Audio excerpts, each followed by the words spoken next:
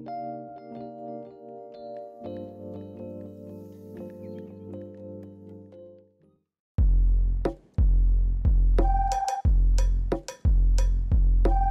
fait une application qui a pour but de rendre une éducation interactive et intéressante. Le format va ressembler à un média social, donc avec des vidéos interactives, des mini-quiz, mais aussi avoir des publications sous forme de texte. Avec TikTok, il y a beaucoup de fake news. Tout le monde va croire que c'est vrai, puis ça va créer beaucoup de fausses informations que nous, on veut essayer de contrer. Le but, c'est que l'utilisateur se sente productif et qu'il sente que son cerveau soit stimulé. Ben c'est ça, genre tu maximises ton temps sur ton téléphone. Je suis pas en train de perdre mon temps sur les réseaux sociaux, je suis en train d'apprendre de nouvelles choses. C'est vrai. Les jeunes, eux, quand ils pensent acquérir des connaissances, ils pensent à l'école.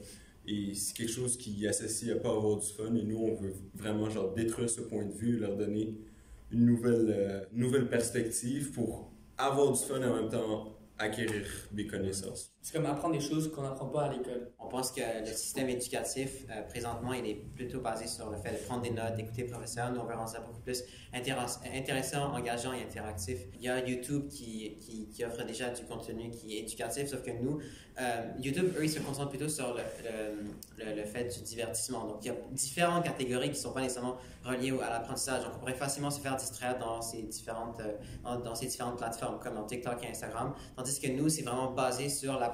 Donc, dès que tu rentres dans l'application, tu vas apprendre quelque chose. J'ai pris la décision alors de commencer avec 4 sujets. Mettons l'environnement et la science, les sports, la politique et la musique. Des sujets qui pourraient toucher beaucoup de personnes de notre âge et de notre communauté.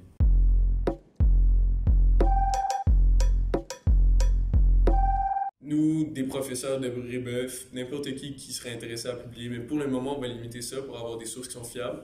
Et c'est le début, mais quand l'application va sortir, les utilisateurs vont pouvoir publier. C'est une forme contrôlée, genre. Ils pourront pas écrire des choses racistes ou qui est des fake news.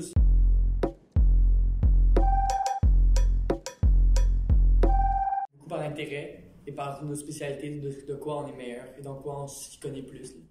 Genre, si on est plus leadership ou que si j'aime mieux être marketing, comme Alice connaît beaucoup plus en codage et en tout ce qui est informatique, c'est pour ça qu'ils sont là-dedans. Moi et Gab, nous deux, on a une expérience dans le business, donc on s'est dit plus apte à leader une équipe. Vous pouvez plus connaître les facettes de commencer un business. On a déjà des développeurs dans notre équipe.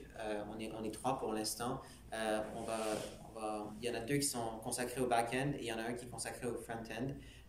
On ne va pas utiliser de API pour l'instant. On va vraiment tout miser sur le fait que sur notre propre contenu et peut-être qu'on va prendre des API plus tard pour d'autres utilisations.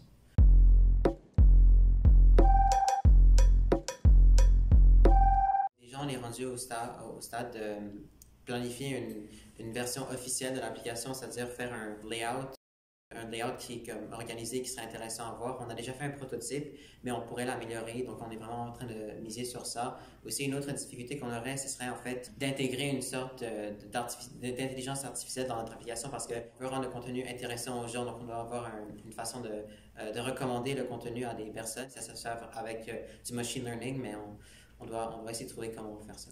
Une autre difficulté que je trouvais, nous, qu'on a dans l'équipe, c'est vraiment concrétiser nos idées. Parce qu'on a beaucoup d'idées, toutes à l'application. Elles ne sont pas toutes pareilles, mais le plus dur, ce sera vraiment de les concrétiser. Une autre difficulté, c'est qu'il fallait trouver une base de clients, d'utilisateurs qui seraient déjà intéressés pour faire une meilleure étude de marché. On va faire ça à l'aide des autres réseaux sociaux, faire des publications dans le genre qu'on va publier sur notre application, sur les autres réseaux sociaux pour avoir déjà une base ou un backup si l'application ne fonctionne pas.